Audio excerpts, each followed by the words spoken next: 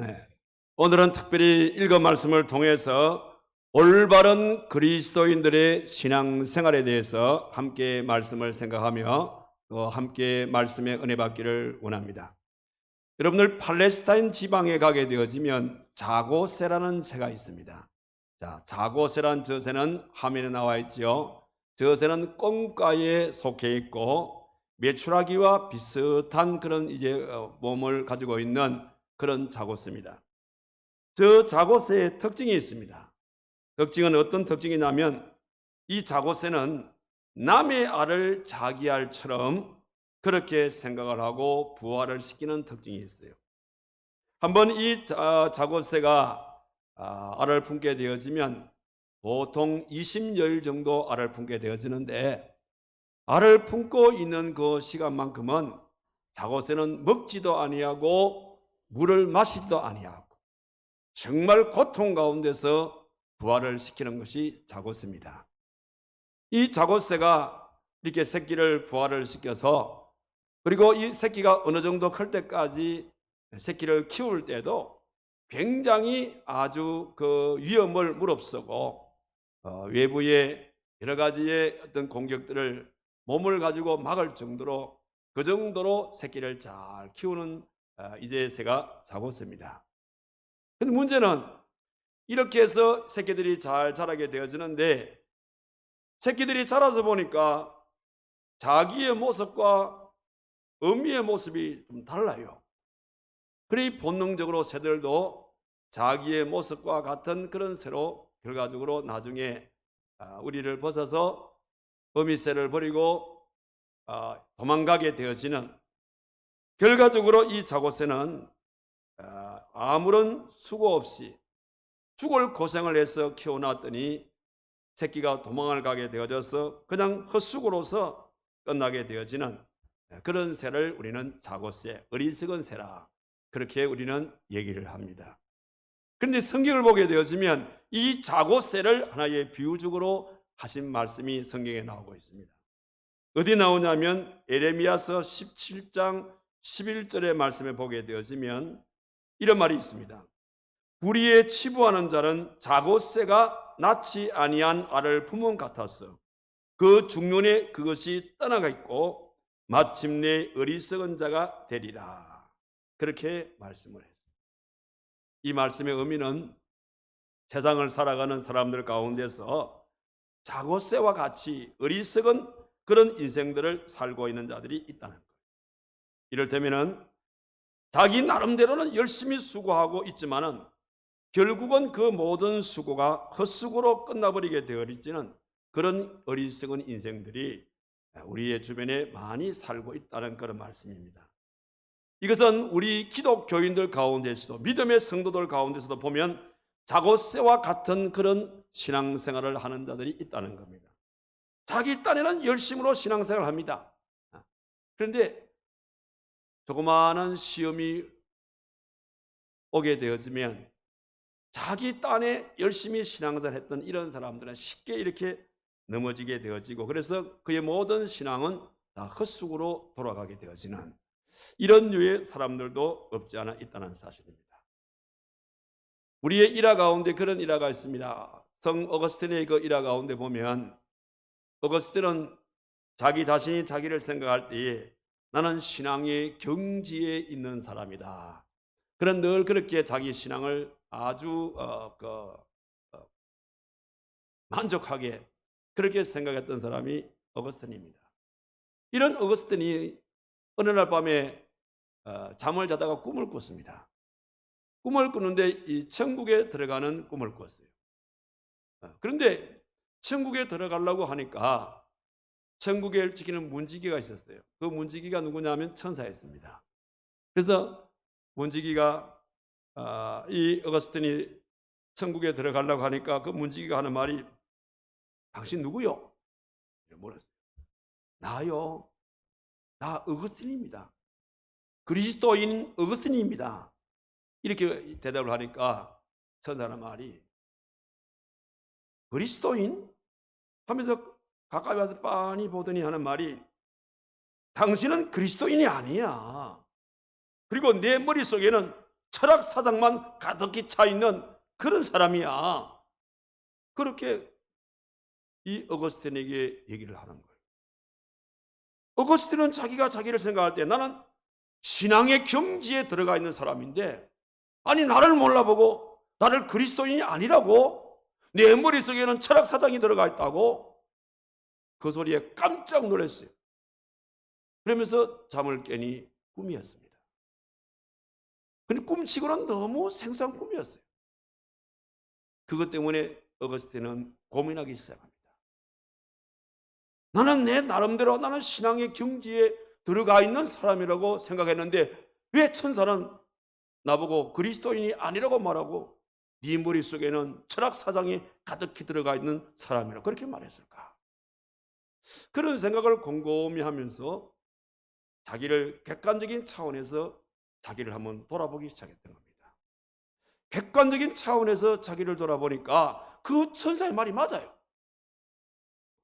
나는 내 딴에는 신앙의 경지에 들어가 있는 사람이라고 생각했는데 객관적인 견지에서 나를 바라보니까 그게 아니었어요. 나는 참 어리석은 삶을 살았구나.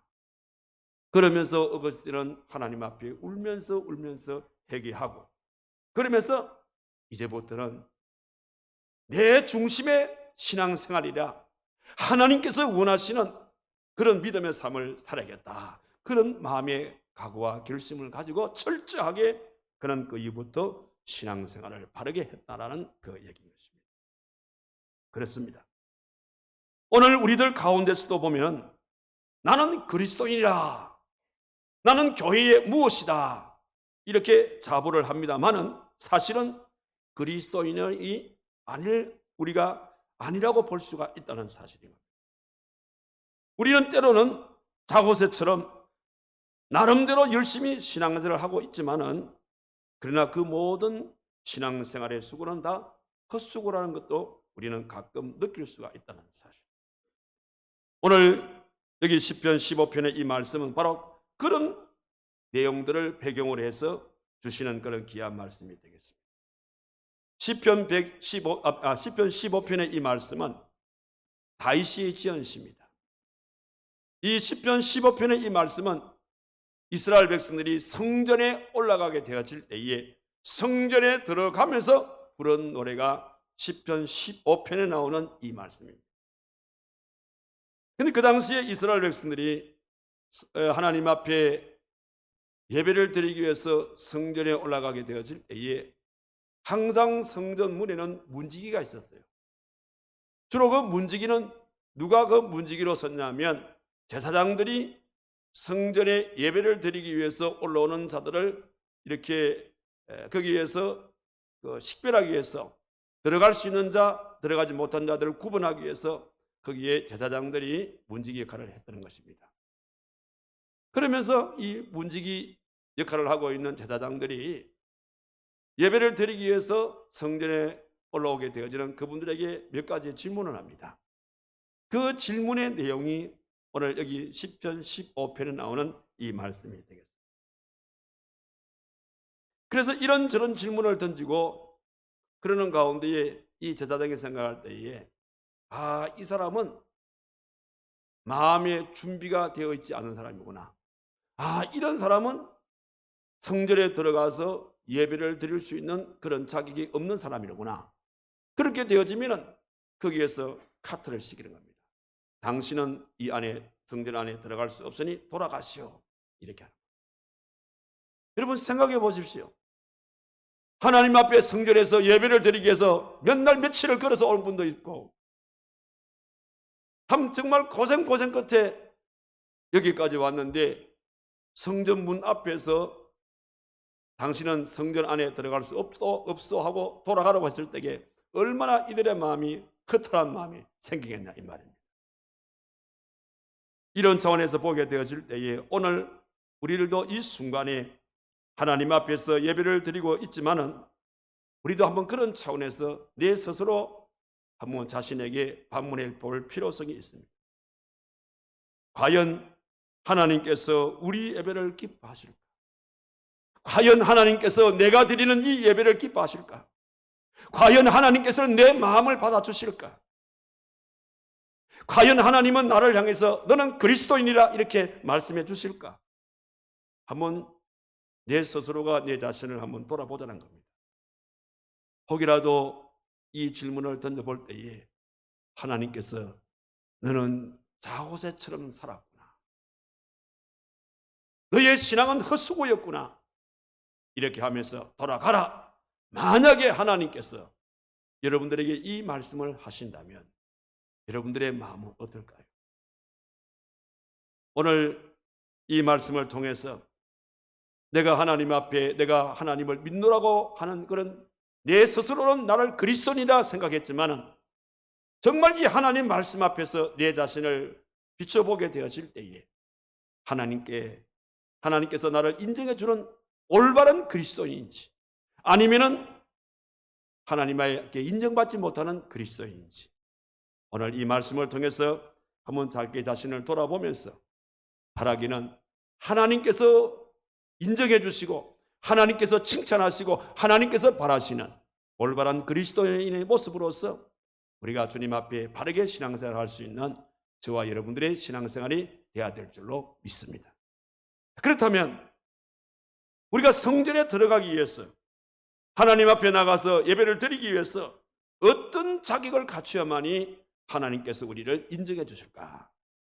오늘 본문의 말씀을 중심으로 해서 그 해답을 찾아보기를 원하는데 여기 보니까 성전에 들어가서 하나님께서 인정하시는 우리의 이 예배를 기뻐 받으실 수 있는 그런 그리스도인으로서 하나님 앞에 예배를 드릴 수 있는 자격은 여기 세 가지로 말씀해 주고 있습니다. 그 세 가지 가운데 첫 번째가 무엇인가 하면 1절의 말씀을 보니까 여호와여 주의 장막에 머무는 자 누구오며 주의 성산에 사는 자 누구오니까. 주의 성막에 머무는 자, 또 주의 성산에 사는 자가 누구오니까. 그렇게 먼저 반문을 하고 있습니다. 이 말씀의 의미는 어떤 말씀이냐면 성전에 들어가서 하나님 앞에 예배를 드릴 수 있는 사람은 적어도 생각하는 자가 되라, 이런 말씀의 의미가 되겠습니다. 그래서 오늘 저와 여러분들이 하나님 앞에 이런 질문을 해야 됩니다. 하나님, 제가 이 성전에 들어가서 예배를 드릴 수가 있을까요? 하나님, 제가 이 모습으로서 하나님 앞에 예배를 드릴 수 있을까요? 라는 이런 생각들을 우리 마음속에 먼저 한번 가져보자는 그런 말씀이 되겠습니다. 왜냐하면 오늘날 우리 사회를 보게 되어지면 한 가지로 걱정할 걱정거리가 있습니다. 그 걱정거리가 뭐냐면 많은 사람들은 생각하면서 살기보다는 느끼면서 사는 경우들이 참 많아요. 또 이성적인 그런 판단을 하기보다는 감정적으로 그렇게 판단하면서 살아가는 그런 사람이 없지 않아 많다는 겁니다. 그러다 보니까 사람들은 생각보다 분위기에 쉽게 휩쓸려드는 그런 경우가 있고 이성적인 판단보다는 감성적으로 느끼고 그 감성에 따라서 행동을 취하는 그런 경우들이 많다는 겁니다. 그래서 일찍이 파스칼이라는 사람은 그에 대해서 방세라는 이 책을 통해서 이렇게 우리 인간들을 표현합니다. 우리 인간들을 호모 사피엔스라. 우리 인간들이 호모 사피엔스라. 이게 무슨 뜻이냐면 인간은 생각하는 갈대다 이 말입니다. 사람은 한순간 한순간을 우리가 살면서도 많은 것을 생각하게 되었습니다. 지금 이 순간 여러분들 하나님 앞에 예배를 드리고 있지만은 여러분의 머릿속에는 수많은 생각들이 아마 서쳐갈 것입니다. 이런 생각, 저런 생각. 그러니 자연적으로 우리의 생각들이 많다 보니까 이 생각이라는 것은 마치 바람에 흔들리는 갈대와 같은 그런 생각들을 가진 자가 우리 인생이라 이런 말씀이 되겠습니다. 이것이 우리 인생의 인연으로 하나님 말씀에도 보게 되었으면 생각하라는 이런 말씀이 무려 이 성경 속에는 몇 번이나 기록되냐면 300여 곳에 생각하라는 이런 말씀이 기록이 되어 있습니다. 그 대표적인 한 곳을 들어본다면 시편 94편 8절의 말씀을 보죠. 그 말씀에 보니까 백성 중에 어리석은 자들아 너희는 생각하라. 무지한 자들아 너희가 언제나 지혜로울까. 이런 한탄 섞인 말씀이 기록되고 있는 것을 보게 되었습니다. 그렇습니다. 우리 그리스도인들은 뭐든지 뚝 생각하면서 살아가야 합니다. 생각 없이 우리가 느끼게 되어지고 생각 없이 감정에 따라가게 되어지면 결과적으로 그 속에는 무엇이 도사리고 있냐면 사탄이 그 속에 덫을 딱 놓고 있다 이 말이에요. 그래서 오늘 저와 여러분들이 이 땅을 살아가면서 우리가 생각할 줄 아는 그런 사람이 돼야 돼요. 그런데 중요한 것은 뭐냐면 우리의 머리로서 생각하게 되어질 때에 그 생각의 그 기준, 생각의 근거를 어디에 둘 것이냐. 이게 참으로 중요합니다. 우리가 갈대와 같이 흔들리는 그런 인생이 아니라 생각하는 사람으로 살면서도 정확한 판단 속에 살아갈 수 있는 우리의 생각의 근거는 바로 오늘도 내일도 영원히 변하지 않는 하나님의 말씀에다가 우리의 생각의 근거를 두라 이 말이에요. 하나님의 말씀에 우리가 생각의 근거를 두게 되어지면 그 생각은 기쁠수록 좋은 결과가 나오는 것이고 그 하나님 말씀의 근거 속에서 생각하게 되어질 때에 정확하게 하나님의 뜻을 우리가 분별할 수가 있는 것이고 또 그런 생각 속에 이것이 하나님이 기뻐할 것인지 아니할 것인지를 우리가 거기서 알 수가 있다는 사실입니다. 그래서 오늘 저와 여러분들이 참으로 하나님 앞에서 우리가 올바른 그리스도인의 아름다운 신앙의 삶을 살기를 원한다면 가장 첫 번째는 우리의 이 머리로서 생각하게 되어지는데 그 생각의 근거를 말씀의 토대에 의해서 생각해서 그래서 하나님이 기뻐할 것이 무엇인지 하나님이 원하시는 것이 무엇인지 내가 무엇을 해야 될 것인지 이런 것을 정확하게 생각해서 바르게 생각해서 그래서 생각에 따라서 우리가 살아감으로써 하나님 앞에 영광을 올려드릴 수 있는 올바른 그리스도인 되기를 주님의 이름으로 축원합니다. 그다음 두 번째 자격은 무엇인가 하면은 2절의 말씀을 보십시오. 여기 보니까 이런 말씀 있죠. 정직하게 행하며 공의를 실천하며 그 마음의 진실을 말하며 이런 말씀이 기록되고 있습니다. 여기에 보니까 세 가지의 말씀이죠. 하나는 정직을 말하고 하나는 공의를 말하고 하나는 진실을 말하라. 자, 이 말의 의미는 무엇이냐면 이 말씀은 성전에 올라가서 예배를 드리는 사람은 적어도 이런 포괄적인 이런 자격을 갖춘 자가 돼야 된다. 그 말인 것입니다. 그러면서 세 가지 그 의미가 바로 여기 정직이다. 이 말씀인데 이 정직이라는 이 말씀은 히브리 원문이가 타넴이라는 뜻이에요. 타넴. 이 타넴이라는 뜻은 뭐냐면 흠이 없는 재물을 일컬어서 타넴이라 그래요. 그러니까 하나님의 성전에 들어가서 하나님 앞에 예배를 드리는 자는 바로 흠이 없는 그런 재물이 되라는 겁니다. 쉽게 말씀을 드리면 여러분 말과 행동이 일치되는 것을 한자어로 뭐라 그래요? 은행일치라 그래요. 그러니까 여기에 정직이란 이 타임의 뜻은 뭐냐면 신행일치가 되라 이 말이에요. 다시 말해서 예수님의 성품이 나의 성품이 되도록 노력하라 이런 뜻인 것입니다. 쉽게 말씀을 드리면 작은 예수의 모습으로 우리가 하나님 앞에 나가게 되어질 때에 하나님께서 우리의 예배를 받기를 원하신다는 것. 그리고 또 하나는 공의를 일삼으라. 여기에 공의란 이 말씀은 이웃과의 관계를 말하는 겁니다. 이웃과의 관계 속에서 공의를 일삼을 수 있는 이런 자격을 갖추라. 그리고 마음에는 진실을 말할 수 있는 사람이 되라. 이런 세 가지를 잘 가진 이런 자격을 갖춘 이런 사람이 결과적으로 하나님 앞에 나가서 예배를 드릴 수가 있는데 그런데 이 세 단어를 보게 되어지면 여기 정직이나 공의나 이 진실의 말씀 보게 되어지면 이거는 세 가지 이 동사가 하나의 분사형으로 기록이 되어 있어요. 문법적으로 보니까 분사형으로 기록이 되어 있어요. 이 분사형이라는 게 뭡니까? 한 번으로 끝나는 것이 아니라 이 말이에요. 여기에 분사형으로 기록된 것은 꾸준하게 계속적으로 정직과 공의와 진실을 계속적으로 그것을 이어가라. 다시 말씀을 드려서 은한 것을 계속적으로 이어가는 것을 뭐라고 합니까? 그 사람이 그 일에 뜻을 세웠다, 이렇게 말하는 거예요. 한두 번으로 끝나는 것을 뜻을 세웠다고 말하지 않아요.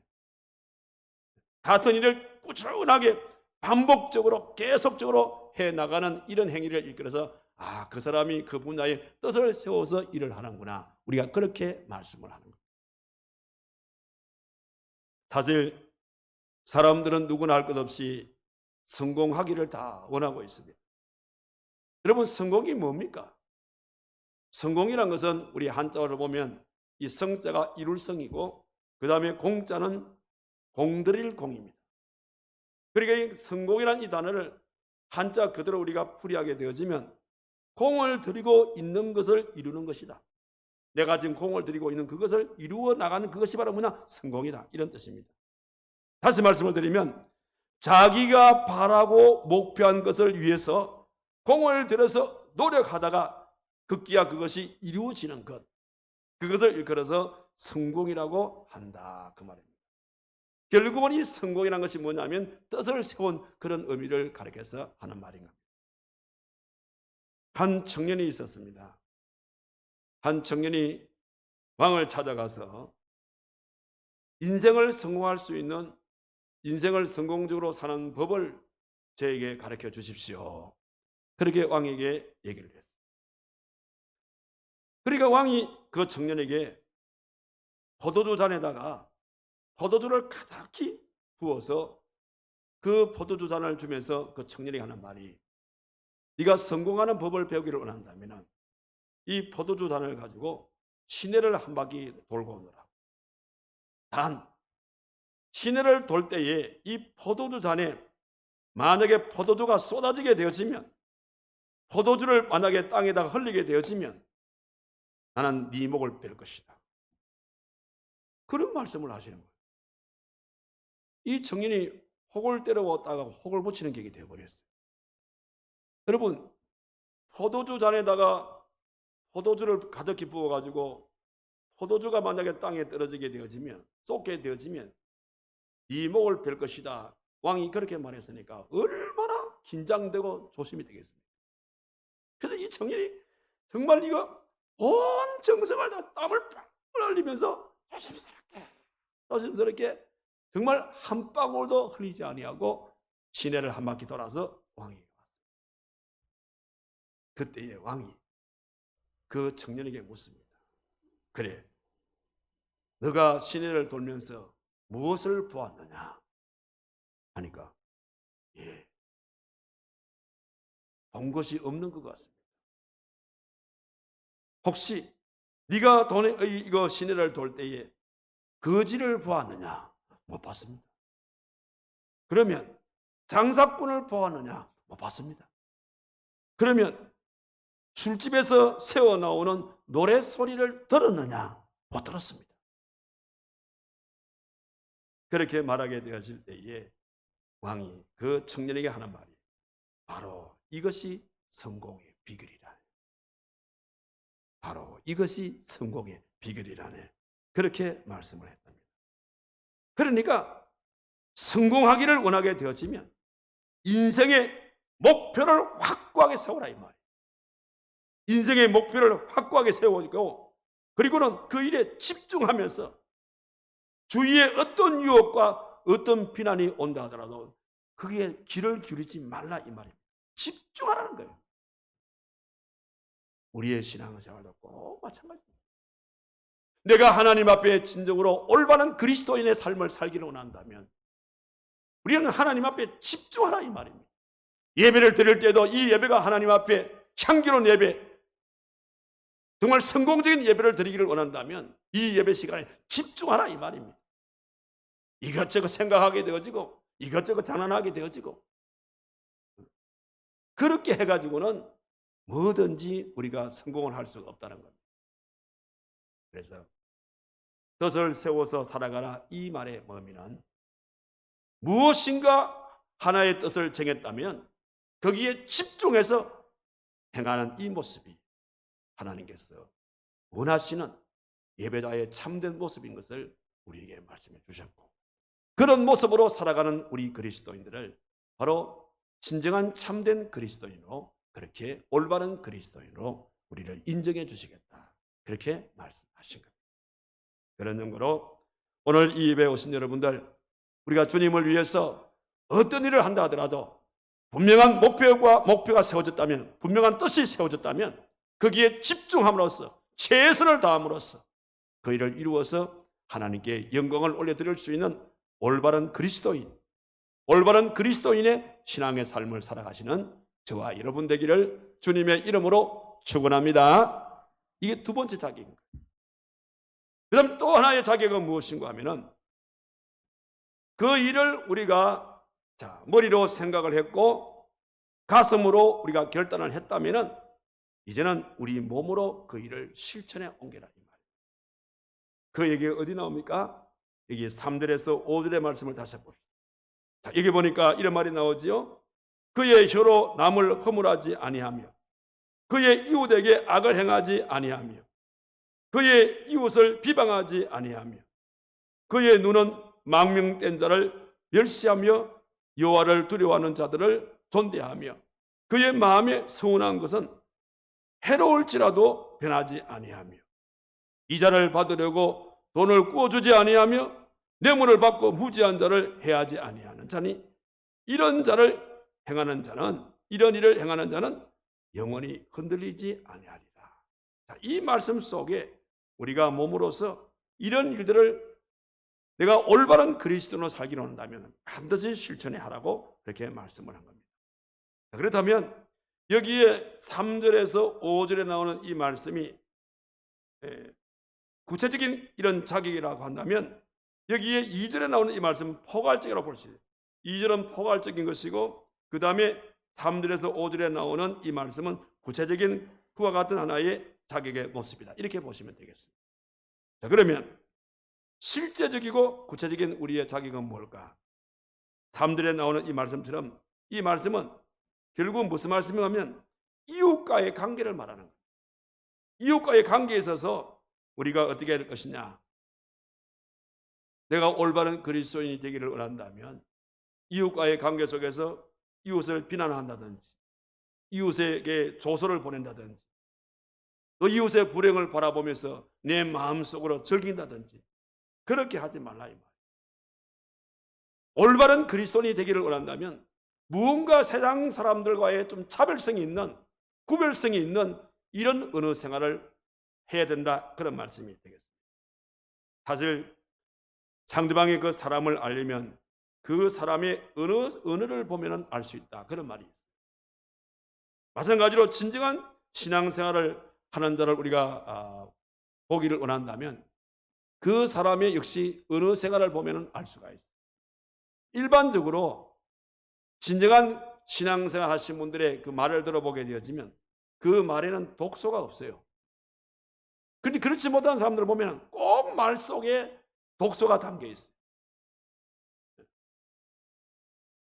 그래서 말에 독이 들어있는 이런 사람들은 올바른 그리스도인이 될 수가 없다는 거예요. 그래서 미국 사람들은 항상 처음 만날 때라든지 서로 헤어질 때 하는 인사가 있어요. 그 인사가 뭐냐면 God bless you라는 그런 말 하죠. God bless you. 그 God bless you라는 뜻이 뭡니까? 하나님께서 당신에게 복 주시기를 원하며 God bless you.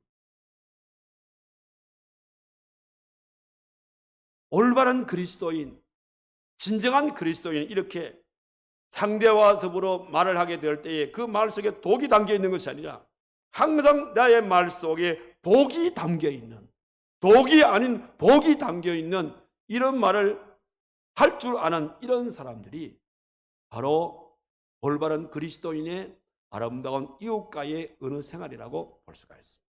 이런 생활을 하라는 거예요. 그 다음에 또 하나는 뭐냐면 4절에 기록되어 있는 이 말씀처럼 다시 한번 더 봅시다. 그의 눈은 망명된 자를 멸시하며 여호와를 두려워하는 자들을 존대하며 그의 마음에 서운한 것은 해로울지라도 변하지 아니한다. 이 말의 의미는 무엇인가 하면 올바른 그리스도인들은 여호와를 경배하는 자들과는 단절하라는 거예요. 그리고 반면에 여호와를 경외하는 자들과는 깊이 교제하라. 이런 의미의 말씀이 두 번째입니다. 그리고 세 번째 이 말씀은 뭐냐면 이자를 받으려고 돈을 꾸어주지 아니하며 뇌물을 받고 무지한 자를 위해서 해하지 아니하는 자이니 이런 일을 행하는 자를 영원히 흔들리지 아니한다. 이 말은 무슨 말이냐면 금전관계에 있어서 적어도 올바른 그리스도인들은 고리대업을 하지 마라 이 말이에요. 고리대업을 하지 말고 뇌물을 받지 아니하는 이런 삶을 살아라.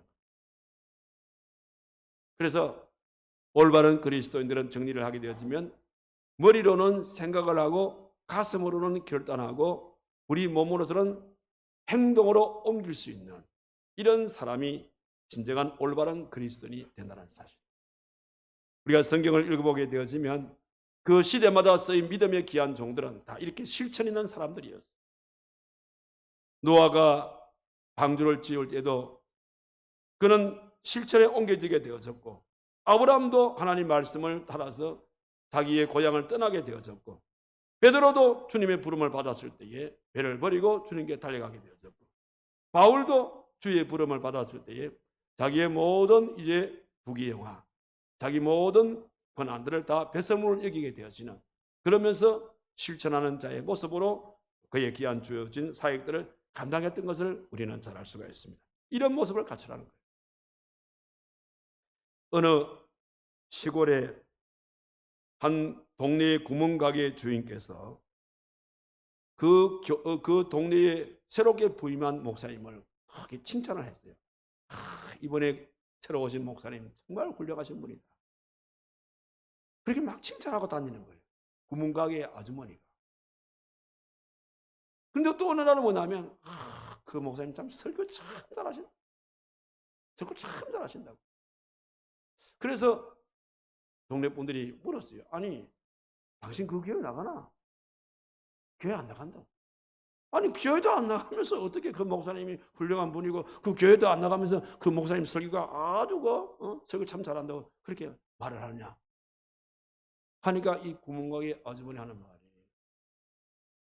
새로 부임한 오신 목사님이 부임한 이후에 그 교회 다니는 교인들이 우리 집에 외상값 참 잘 갚더라. 외상값을 잘 갚는 거 보니까 그 목사님은 훌륭한 목사님이고 그 목사님 설교가 참 훌륭한 설교라고 그렇게 얘기를 하더랍니다. 여러분 이건 곧 무엇을 의미하냐면 결국은 그렇죠. 올바른 그리스도인이라는 것은 머리로만 생각하고 끝나는 것이 아니고 올바른 그리스도인이라는 것은 머리로 생각하고 가슴으로 결단으로 끝나는 것이 아니라 올바른 진정한 그리스도인은 머리로 생각하고 가슴으로 결단하고 그리고 우리의 몸으로 실천에 옮기게 되어지는 이런 삶을 사는 자가 진정한 참된 올바른 그리스도인이다. 이런 말씀입니다. 오늘 하나님께서는 하나님의 성전에 올라가서 예배할 자가 누구냐? 바로 이렇게 머리로 생각할 줄 알고 가슴으로 결단할 줄 알고 그리고 행동으로 몸으로 실천에 옮길 줄 아는 이런 모습을 갖춘 자가 바로 올바른 그리스도인들이요. 그런 자의 예배를 하나님께서는 받으시기를 원하신다. 그렇게 말씀을 하셨습니다. 자, 그렇다면 오늘 이 예배를 드리는 오늘 저와 여러분들의 모습은 어떻습니까? 오늘 하나님께 예배를 드리게 될 때 여러분들의 머리로서 무엇을 생각했습니까? 여러분의 가슴으로 무엇을 결단했습니까? 여러분의 몸을 통해서 주님을 위해서 어떤 것을 실천에 옮기겠다고 마음에 각오를 하고 있습니다. 하나님은 분명히 우리에게 말씀했습니다. 이런 자격과 이런 욕구를 갖춘 자가 성전에 나올 수 있는 자요. 이런 자의 예배를 하나님은 기쁘게 받아주겠노라고 말씀을 하셨습니다. 그런 정도로 혹이라도 여러분의 마음에 이런 준비가 되어 있지 않았다면 오늘 이 말씀을 통해서 깊이 어거스틴처럼 회개하시고 다시금 우리의 신앙의 전호를 가다듬어서 이제부터는 내 머리로서는 하나님이 무엇을 원하시고, 하나님은 어떤 예배를 원하시고, 하나님은 나의 삶을 어떻게 살 것을 원하시는지를 한번 깊이 생각해보고, 그 생각이 내 마음에 새겨졌다면 내 마음으로 그 생각을 결단하시고, 내 마음에 결단이 되었다면 말로 끝나는 것이 아니라 행동을 보일 수 있는, 그래서 하나님께 영광을 올려드릴 수 있는 그런 믿음의 사람으로 살아가라 이 말이에요. 이런 자를 일컬어서 올바른 그리스도인이라, 그런 자의 신앙생활을 올바른 그리스도인의 신앙생활이라 그렇게 말하는 겁니다. 오늘 이 예배에 참석하신 여러분들이 그런 이 하나님이 원하시는 올바른 그리스도인, 올바른 그리스도인의 신앙생활의 주인공들이 다 되기를 주님의 이름으로 축원합니다.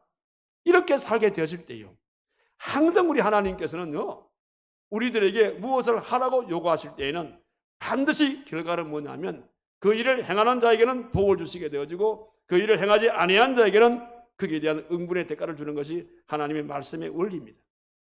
그러면 오늘 하나님께서는 우리들에게 올바른 그리스도인의 모습으로서 이렇게 신앙생활을 하게 되어지는 자에게는 내가 어떤 복을 주겠다고 말씀하셨습니까? 오늘 읽은 여러분 마지막 절 부분에 보게 되면 영원히 흔들리지 아니하리라 이렇게 했죠.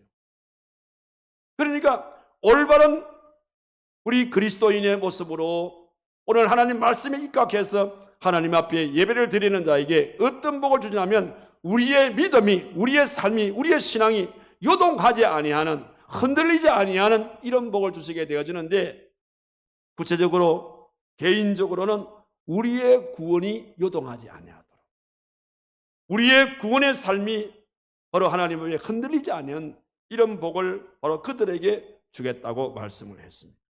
그래서 로마서 8장 35절의 말씀 보니까 누가 우리를 그리스도의 사랑에서 끊으리요? 환난이나 공고나 핍박이나 기걸이나 적신이나 위험이나 칼이라. 그 무엇으로도 하나님과 내 사이에 연결되어 있는 이 구원의 줄을 끊지 못할 것이다.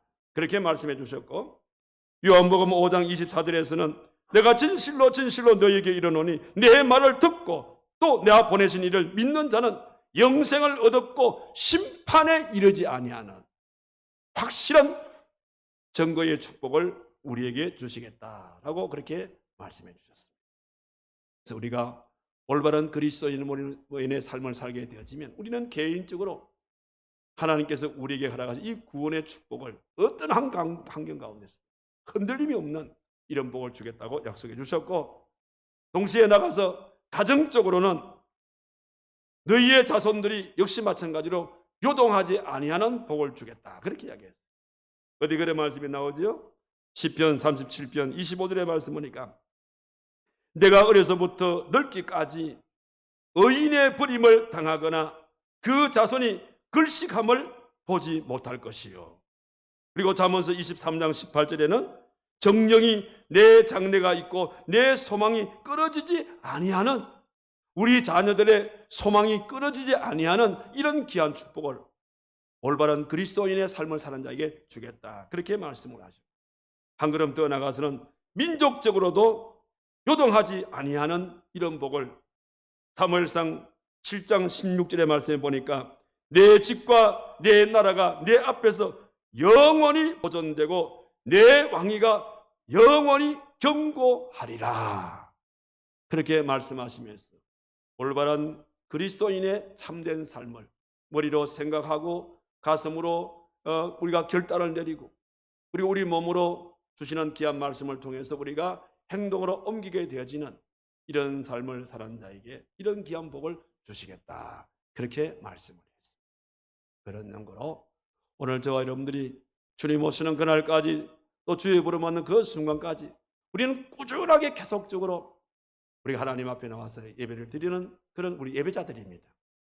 그런 연고로 이왕이면 우리가 하나님께 예배를 드릴 바에야 오늘 하나님께서 예배자는 반드시 이런 자격과 요건을 갖추어서 예배를 드릴 것을 우리에게 말씀해 주셨고, 또 그렇게 예배를 드리는 자에게는 개인적으로 가정적으로 또 국가적으로 복을 주시겠다고 약속해 주셨으니까 우리가 오늘 이 말씀을 깊이 우리 마음판에 새겨서 하나님 앞에 나와서 예배를 드릴 때마다 나는 항상 하나님 앞에서 올바른 그리스도인의 모습으로 하나님께서 원하시는 예배를 드려야겠다.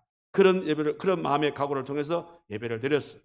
그래서 우리의 예배가 하나님께 상달되는 예배가 되어지고, 또 하나님은 이 우리의 예배를 통해서 하나님께서 나의 개인적으로도 가정적으로도 국가적으로도 우리에게 복을 주시게 되어지는데, 그 복을 누리면서 살아가시는 저와 여러분 되기를 주님의 이름으로 축원합니다. 기도합시다.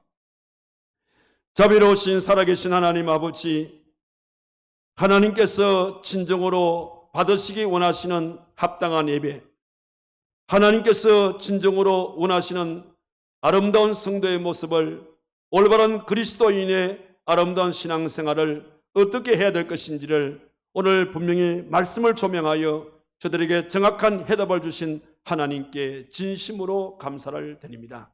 너희는 머리로 생각하고 가슴으로 결단하고 너희의 몸과 행동으로 실천하는 삶을 살게 되어질 때에 하나님께서는 그런 성도의 삶을 통하여 예배를 받아주시고, 또 그런 예배를 드리는 자에게 개인적으로 요동하지 않는 구원의 축복을 주시고, 가정적으로는 그의 자녀들이 요동하지 아니하는 축복을 주시고, 국가 또한 하나님께서 요동치 아니하는 복을 주시겠다고 우리에게 말씀해 주셨습니다.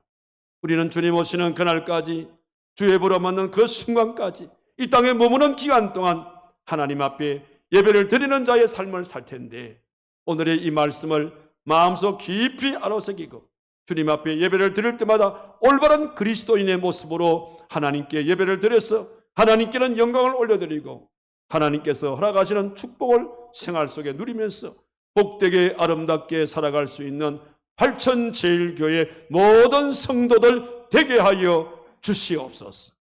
예수님의 이름으로 기도하옵나이다. 아멘.